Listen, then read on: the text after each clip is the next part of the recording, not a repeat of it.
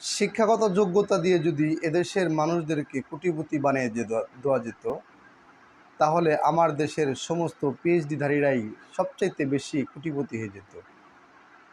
আবার যদি কঠোর পরিশ্রম দিয়েও যদি ধনী হওয়া যেত, তাহলে আমার এই দেশের সমস্ত দিনমজুরি রিকশাওয়ালারা ধনী হয়ে যেত। আসলে বিষয়টা তা নয়।